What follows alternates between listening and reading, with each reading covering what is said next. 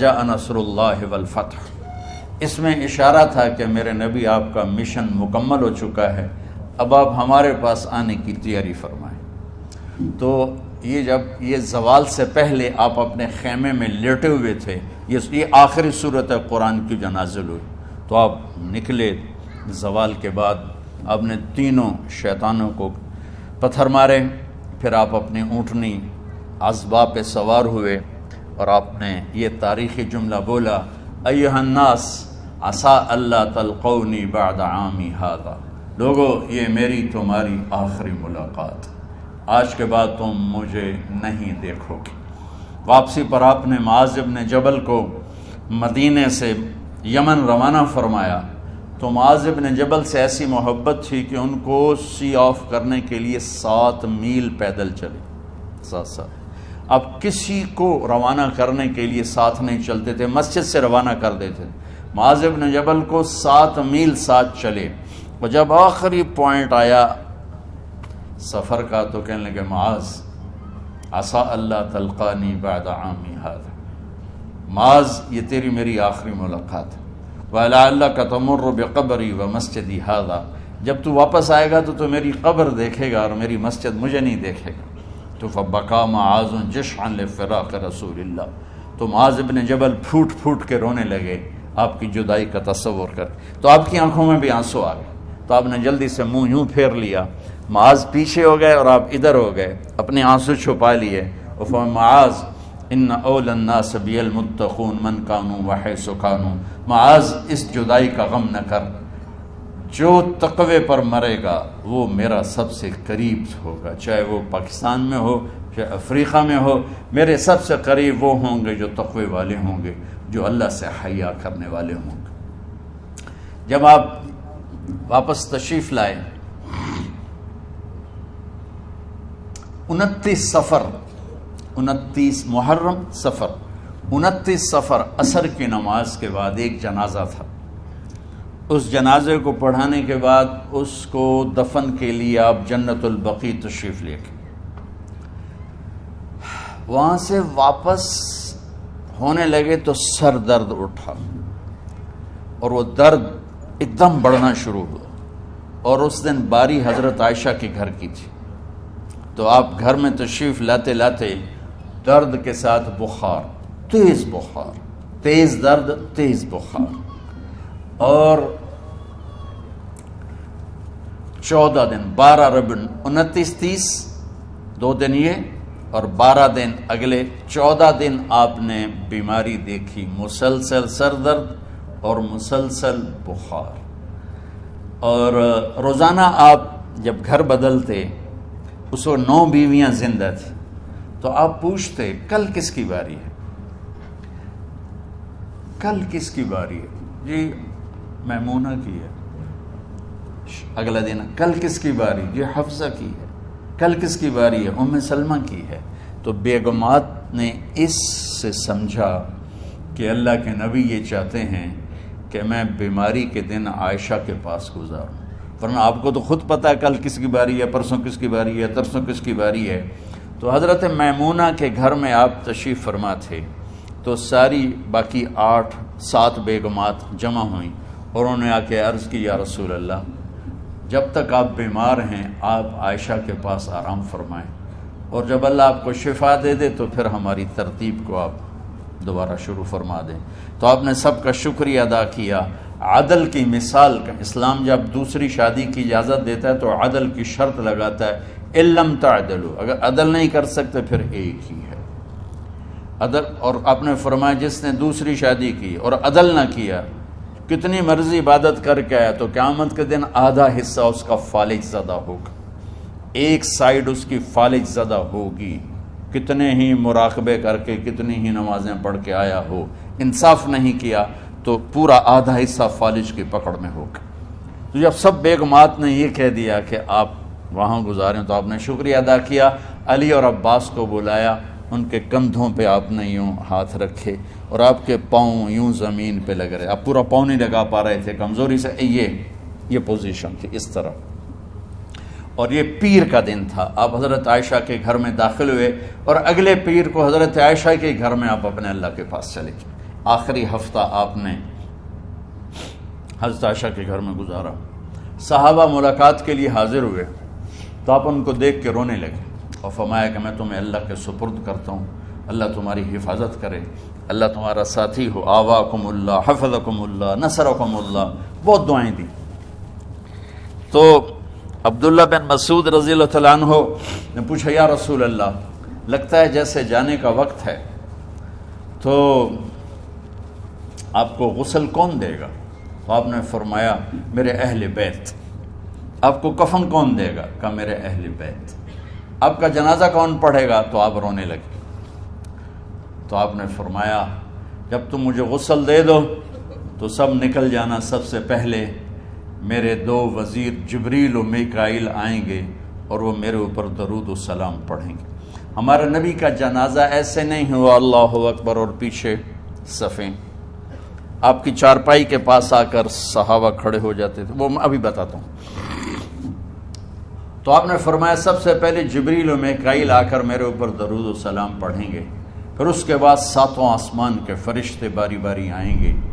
جب وہ چلے جائیں گے تو پھر سب سے پہلے میرے خاندان، میرے اہل بیت کے مرد آ کر میرے اوپر سلام پڑھیں گے، پھر ان کی خواتین آ کر سلام پڑھیں گی، پھر ان کے بچے آئیں گے، پھر ان کے نوکر اور نوکرانی آئیں گی، اس کے بعد مہاجرین مکے کے قریش آئیں گے، اس کے بعد ان کی عورتیں آئیں گی، ان کے بچے آئیں گے، ان کے نوکر اور نوکرانی آئیں گی، اس کے بعد مدینہ والے آئیں گے، پھر مدینے کی خواتین آئیں گی، پھر ان کے نوکر نوکرانی آئیں گے، اور اس کے بعد مجھے تم اللہ کے سپرد کر دینا.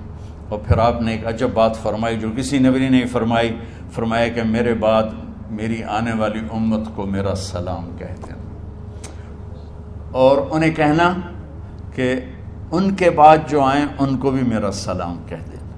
اور اس طرح میرے سلام کو قیامت تک اللہ کے نبی نے پہنچایا کہ ہر آنے والی امت، ہر آنے والی نسل، اگلی نسل کو اس نبی کا سلام پہنچائے. آپ کے جانے میں 5 دن باقی تھے تو آپ نے فرمایا مجھے 7 کنوؤں کے پانی سے غسل کرواؤ.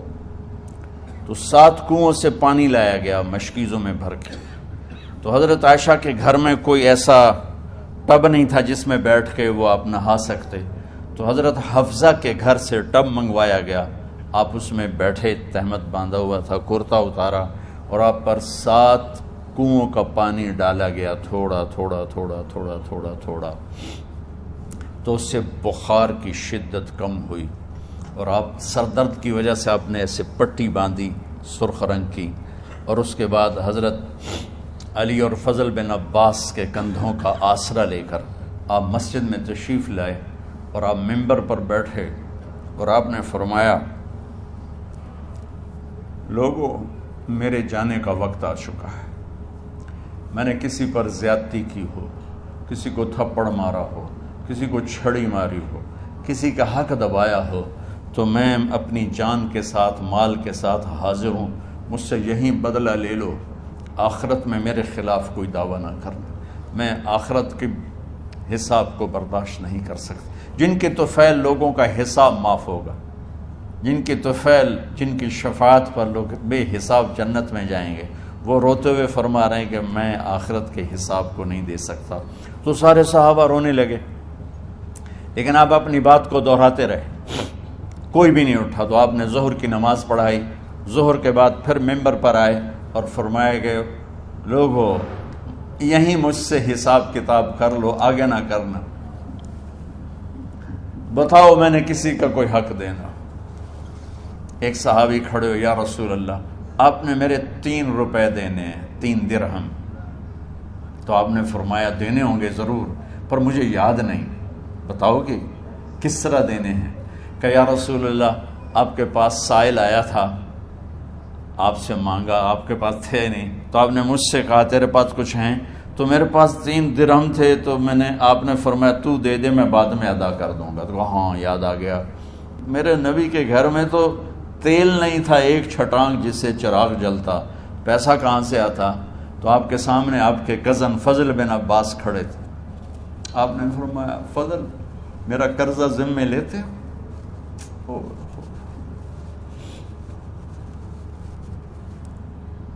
جن کے لیے کائنات سجائی گئی، جنت کی چابیاں جن کو پکڑائی گئیں، جاتے ہوئے 3 روپے دینے کی ہمت نہیں تھی، کہا فضل میرا قرضہ ذمہ لیتے ہیں؟ کہا جی یا رسول میں اپنے ذمہ لیتا ہوں۔ کہا اس سے لے لینا۔ آپ گھر تشریف لے گئے، نماز کے لیے آتے تھے، پڑھاتے تھے۔ جمعرات کو عشاء کی نماز پڑھانے کے لیے اٹھ نہیں سکے، گر گئے، پھر اٹھنے لگے، اٹھ نہیں سکے، گر گئے، پھر اٹھنے لگے، اٹھ نہیں سکے، تو آپ نے فرمایا ابو بکر سے کہو نماز پڑھائے، عشاء کی نماز۔ ابو بکر ذرا پیچھے کھڑے تھے، عمر آگے کھڑے تھے، تو لوگوں نے کہا نماز ہی پڑھاونی ہے، کوئی پڑھا دے، تو انہوں نے حضرت عمر کو آگے کیا، انہوں نے کہا اللہ اکبر۔ جب حضرت عمر کی تکبیر سنی تو آپ نے اندر سے زور سے فرمایا عمر کو پیچھے کرو، ابو بکر کو آگے کرو، میرے رب کا فرمان ہے میرے مصلی پر ابو بکر کے سوا اور کوئی کھڑا نہیں ہو سکتا۔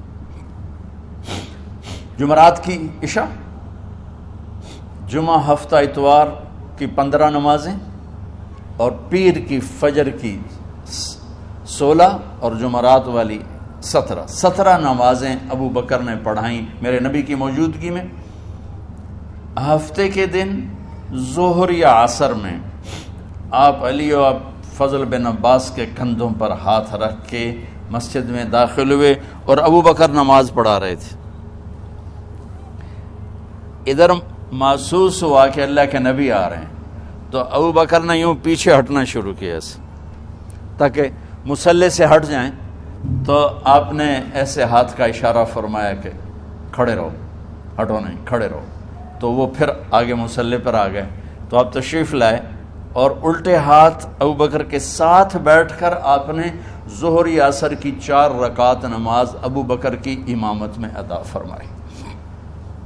یہ آپ کی آخری نماز تھی مسجد کے اندر امت کے ساتھ اور تشریف لے کے۔ جمعہ کا دن تھا، جبریل آئے، یا رسول اللہ مجھے اللہ نے بھیجا ہے کہ جاؤ میرے محبوب کا حال پوچھ کے آؤ۔ اللہ اکبر۔ تو اب درد اور بخار دونوں چیزیں تھیں، سر کا درد بھی ہیوی ویٹ تھا اور بخار بھی، تپش۔ تو آپ نے کہا جبریل تکلیف ہے، تکلیف میں۔ ہفتے کا دن پھر جبریل آئے، یا رسول اللہ مجھے اللہ نے بھیجا ہے کہ جاؤ میرے محبوب کا حال پوچھ کے آؤ۔ پھر آپ نے فرمایا تکلیف میں۔ اتوار کو پھر جبریل آئے، یا رسول اللہ نے بھیجا ہے کہ جاؤ میرے محبوب کا حال پوچھ کے آؤ۔ 12 ربیع الاول آ گئی، 632 عیسوی اور 11 ہجری، آپ کی طبیعت میں بشاشت آئی۔ تو صحابہ نماز پڑھ رہے تھے، آپ نے دروازہ کھول کے سب کو یوں دیکھا، تو حضرت انس فرماتے ہیں ہم سب نماز میں تھے، لیکن جب دروازہ کھلنے کی آواز آئی اللہ کے نبی کا چہرہ، تو ہم سب نماز میں یوں ہو گئے، نماز کے اندر ہی سارے اللہ کے نبی کو دیکھنا شروع کر دی، بھول ہی گئے کہ نماز پڑھ رہے ہیں، ایسے گم ہو گئے آپ میں۔ تو آپ نے جلدی سے دروازہ بند فرما دیا۔ یہ آپ کی آخری زیارت تھی اپنی امت کے لیے۔ اس کے بعد آپ اپنے اللہ کی طرف کا سفر شروع کیا۔ تو اشراق کے بعد آپ نے اپنے بیگمات کو بلایا، ان کو بتایا نہیں کہ میں آج جا رہا ہوں، سب سے ملے، سب کو الوداع کیا اور انہیں بھیجا۔ اس کے بعد آپ نے حضرت فاطمہ کو بلایا، جنت کی عورتوں کی سردار، سب سے زیادہ محبوب بیٹی، سب سے زیادہ جگر کا ٹکڑا، دل کا ٹکڑا کا، جس نے فاطمہ کو دکھ دیا مجھے دکھ دیا، جس نے اسے سکھ دیا مجھے سکھ دیا۔ ہاں، ان کو قریب کا، بیٹی قریب ہو، تو ان کے کان میں کہا میں جا رہا۔ وہ رونے لگی، تو ہم نے کہا رو نہیں، چند دنوں کے بعد تیری میری ملاقات ہو جائے گی سب سے پہلے۔ تو 6 ماہ بعد حضرت فاطمہ کا بھی 24 سال کی عمر میں یا 25 سال کی عمر میں انتقال ہو گیا۔ ان کو رخصت فرمایا۔ پھر آپ نے داماد مولا علی کو بلایا، ان کا سر اپنی گود میں رکھا اور ان کے سر پہ اور کمر پہ ہاتھ پھیرتے رہے اور ان کو دعائیں دیتے رہے. آہستہ آہستہ تھی، آواز اونچی نہیں تھی، پست آواز تھی، اور یوں سر پہ کمر پہ سر پہ کمر پہ اور دعائیں دے رہے. ان کو رخصت فرمایا. آخر میں اپنے جگر کے ٹکڑے حسن اور حسین کو بلایا. ایک آپ کو حدیث سناتا. میرے نبی نے فرمایا اپنے بچوں کو عزت دیا کرو، اکرموا اولادکم. خاص طور پہ ان ماؤں سے کہتا ہوں کہ جب ہم بچوں سے عزت چھین لیتے ہیں، ان سے ہم سب کچھ چھین لیتے. پڑھے نہیں ہو، اسکول نہیں گئے ہو، ٹیوشن نہیں پڑھی ہے، ہوم ورک نہیں کیا ہے، یہ کیوں کھایا، یہ کیوں پہنا. اس پر جب ماں اور باپ بچے کو ذلیل کرتے ہیں تو آپ یاد رکھیں آپ ان کے دلوں میں اپنے لیے نفرت بھر رہے ہیں. میرے نبی نے فرمایا بچوں کو عزت دو، اولاد کو عزت دو. وہ عزت تمہیں واپس کریں گے جب تمہیں ضرورت ہوگی. جب تم ان کے محتاج بنو گے تو پھر وہ عزت تمہیں واپس ملے گی. اگر ڈانٹ ڈپٹ تربیت کے نام پر کچھ نہیں ملے گا. تو آپ حسن حسین کو کیا عزت دیتے تھے؟ آپ نماز پڑھا رہے ہیں، نماز ہے مسجد کے اندر، گھر میں نہیں ہے، اور آپ سجدے میں گئے، دونوں بھائی کود کے کمر پہ چڑھ گئے. کوئی ہمارے آج کا دیندار ہوتا اس اٹھے ہی انہوں نے 2 لتر مارنے آئے. آپ نے سجدہ لمبا کر دیا. صحابہ کو خوف ہوا کہ آپ فوت ہو گئے. عبداللہ بن مسعود نے سر اٹھا کے دیکھا تو دونوں بھائی کمر پہ چڑھے ہوئے تھے اور آپ سجدے میں پڑے ہوئے تھے. انہوں نے ہاتھ آگے بڑھایا اتارنے کے لیے، تو آپ نے بغلوں سے دیکھا کہ کوئی ہاتھ آ رہا ہے بچوں کو اتارنے کے لیے. تو سجدے میں ایسے ہاتھ ہوتے ہیں، تو آپ نے یوں کر کے ان کو روک دیا اشارے سے. جب تک حسن حسین علیہم السلام کمر پہ سوار رہے میرے نبی نے سجدے سے سر نہیں اٹھایا. یہ عزت دی. اور جب وہ اترے پھر آپ سجدے سے اٹھے، سلام پھیرتے ہی آپ نے دونوں بچوں کو گود میں لے کے فرمایا میرے ماں باپ ان پہ قربان، انہیں تکلیف نہ دیا کر. اور آپ ان کے لیے گھر آتے، روزانہ ٹائم نکالتے. آج والدین کے پاس اولاد کے لیے ٹائم نہیں، کل اولاد کے پاس والدین کے لیے ٹائم نہیں ہوگا. اپنے بچوں کو میں یہ نہیں کہتا ہوں بیٹھ کے نصیحتیں کرو، صرف محبت ٹرانسفر کرو. ٹائم دو، موبائل آف کرو، ٹی وی آف کرو، اور صرف آپ اور بچوں میں ایک ایسا تعلق ہو کہ ان کا بلوٹوتھ بھی آن ہو جائے، آپ کا بلوٹوتھ بھی آن ہو جائے، اور سارا ڈیٹا ٹرانسفر ہو جائے. بلوٹوتھ کو آن کیے بغیر ڈیٹا ٹرانسفر ہوگا؟ دسو بھائی. تو ہمارے بچوں کے بلوٹوتھ آف ہیں اسکولنگ کی وجہ سے، ڈانٹ ٹپٹ کی. 3 سال کا بچہ بھلا اسکول جانے کے قابل ہوتا ہے؟ 3 سال کا بچہ ماں کی گود کے لیے ہوتا ہے، باپ کی چھاؤں کے لیے ہوتا ہے. وہ روتا ہوا جاتا ہے، روتا ہوا آتا ہے. روزانہ ماں باپ سے نفرت اپنے اندر وہ پیدا کرتا ہے اور اس کو پالتا ہے، پڑھاتا ہے، بڑھاتا ہے. آپ گھر میں تشریف لاتے اور حسن حسین کے لیے گھٹنے ٹیک دیتے، ہاتھ ٹیک دیتے، آؤ بچوں اپنے اونٹ پہ چڑھ جاؤ. دونوں بچوں کو کمر پہ چڑھا کے اور پورے کمرے میں چکر لگاتے تھے. پھر پوچھتے تمہاری سواری کیسی ہے، اونٹ کیسا ہے؟ پھر دونوں کو اتار کے زینب کو بٹھاتے اور زینب کو پورے کمرے کا چکر لگواتے. شہنشاہ ہے انبیاء، انبیاء کے بادشاہ نہیں، پوری کائنات کی اللہ تعالیٰ نے آپ کو بادشاہی عطا فرمائی، سرداری عطا فرمائی، اور کائنات کی سب سے زیادہ مصروف ترین اور ذمہ دار ترین ہستی روزانہ بچوں کے لیے ٹائم نکالتے تھے. ادھر چھوٹا سا تاجر کہتا ہے ٹائم کوئی نہیں، یا مائیں کہتی ہیں ٹائم کوئی نہیں.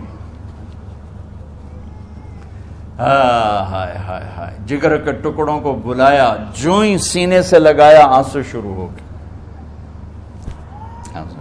بیویوں کو رخصت کیا، خاموش. بیٹی کو رخصت کیا، خاموش. داماد کو رخصت کیا، خاموش.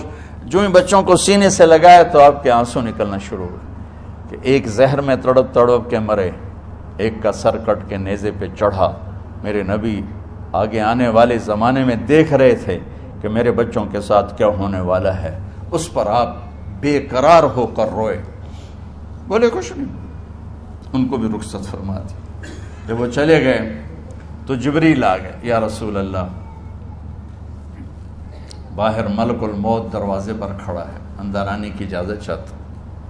تو آپ نے فرمایا آ جائے، میں نے کب روکا؟ تو ملک الموت اندر آیا، ایک فرشتہ اور بھی تھا، کہا السلام علیکہ یا رسول اللہ، یا رسول اللہ میں آپ کو سلام پیش کرتا ہوں، میں نے کبھی کسی کو سلام نہیں کیا۔ آپ کے رب نے فرمایا جب جاؤ تو اجازت لے کے جانا، بن اجازت اندر نہ جانا، میں کبھی کسی سے اجازت نہیں لیتا۔ اللہ تعالیٰ نے فرمایا آنا چاہیں تو لے آنا، رہنا چاہیں تو چھوڑ کے آ جانا، یہ اختیار اللہ نے کبھی کسی کو نہیں دیا، آپ پہلی اور آخری ہستی۔ تو آپ نے فرمایا اگر میں اجازت دے دوں تو میری جان نکالو گے؟ کیا جی میں تو اللہ کے امر کا پابند ہوں۔ تو آپ نے جبریل سے پوچھا کیا کہتے ہو، تم کیا کہتے ہو؟ جبریل نے کہا یا رسول اللہ، اللہ آپ کی ملاقات کے شوق۔ میرے بھائی بہنوں، اللہ سے یہ دعا کیا کرو کہ اللہ ایسی موت دے جب جانے کا وقت ہے تو ہماری ملاقات کے شوق میں ہو۔ ایک صحابی کا انتقال ہوا، آپ نے ان کی قبر پہ جا کے یہ دعا کی، یا اللہ طلحہ جب تیری بارگاہ میں پیش ہو تو اسے دیکھ کے مسکرائے، یہ تجھے دیکھ کے مسکرائے، سارے دکھ درد دور ہو جائیں۔ تو جبریل بولے یا رسول اللہ، اللہ آپ کی ملاقات کے شوق میں۔ آپ نے فرمایا جاؤ اللہ سے پوچھ کے آؤ میرے بعد میری امت کے ساتھ کیا کرے گا، جاؤ پوچھ کے آؤ حسن حسین کے ساتھ کیا کرے گا۔ یہ پوچھنا، ہر کوئی اپنے بچوں کو یاد کرتا، مرنے والے بچوں کو یاد کر، بچے میلاد۔ میرے والد اچانک ہارٹ اٹیک میں فوت ہو گئے تو ہماری بہنیں موجود نہیں تھیں، میری 2 بہنیں، تو میرے والد بار بار کہتے میری دھیاں مینو ملا دیو، میری دھیاں مینو ملا دیو۔ اور میرے نبی نے کہا میری امت کا مجھے بتاؤ پہلے کیا کرو گے۔ حسن حسین کا نہیں کہا، جن کو ذبح ہوتے بھی دیکھا، زہر میں تڑپتے بھی دیکھا۔ واہ یا رسول اللہ، آپ نے کیا وفا کی اور ہم نے کیا صلہ دی، سارے خنجر انہی کے سینے میں ہی اتار دیے، ہر تیر کھینچ کے آپ کے جگر کے پار کیا، ہر نافرمانی کا ٹھیکہ لے لیا۔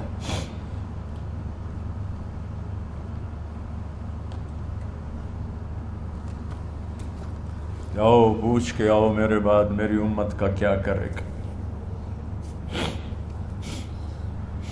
تو جبریل جا کر پیغام لائے کہ اللہ تعالیٰ فرما رہے ہیں ہم آپ کی امت کو تنہا نہیں چھوڑیں گے۔ میرے رب کی عزت کی قسم، خواتین و حضرات، میرے رب کی عزت کی قسم، میرے نبی یہ بات نہ اٹھاتے تو کوئی ہم میں خنزیر بنتا، کوئی بندر ہو جاتا، کوئی کتا ہو جاتا، کوئی سانپ بچھو بن جاتا۔ اللہ کی ہم سے کیا رشتہ داری؟ اس کملی والے پہ درود و سلام پڑھو جس نے اولاد کو پیچھے کر کے تمہیں اللہ سے مانگا، اور محشر کے میدان میں جب جہنم آ کے ایک چیخ مارے گی اور آدم سے لے کر عیسیٰ علیہ السلام تک ہر نبی کہے گا نفسی نفسی، ہر ماں باپ کہے گا نفسی نفسی، ہر بیٹا بیٹی کہے گا نفسی نفسی، ہر خاوند بیوی کہے گا نفسی نفسی، ہر بھائی بہن کہے گا نفسی نفسی۔ حضرت ابراہیم کہیں گے یا اللہ کسی کا سوال نہیں کرتا، میری جان بچا۔ عیسیٰ علیہ السلام کہیں گے یا اللہ میں اپنی ماں مریم کا بھی سوال نہیں کرتا، میری جان بس نفسی نفسی۔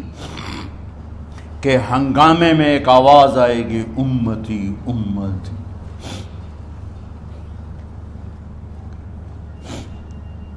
کون ہے یہ؟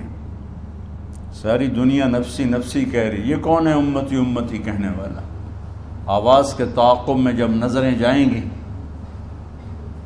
تو اپنے نبی کو دیکھ لینا، تڑپتے ہوئے بدن کے ساتھ، کانپتے ہوئے ہاتھوں کے ساتھ، اور پھیلی ہوئی جھولی کے ساتھ، اور بہتے ہوئے آنسوؤں کے ساتھ۔ صرف ایک ہستی ہوگی، صلی اللہ علیہ یا رسول اللہ، صرف ایک ہستی ہوگی جو کہیں گے یا اللہ میری امت، یا اللہ میری امت، یا اللہ میری۔ کون سی امت؟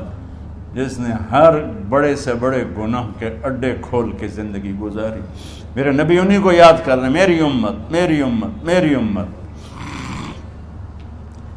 جب تک اللہ نے یہ نہیں کہا کہ آپ کی امت کے بارے میں راضی کر دوں گا، آپ نے فیصلہ نہیں کیا کہ چلو ملک الموت اللہ کی تقدیر کو پورا کر۔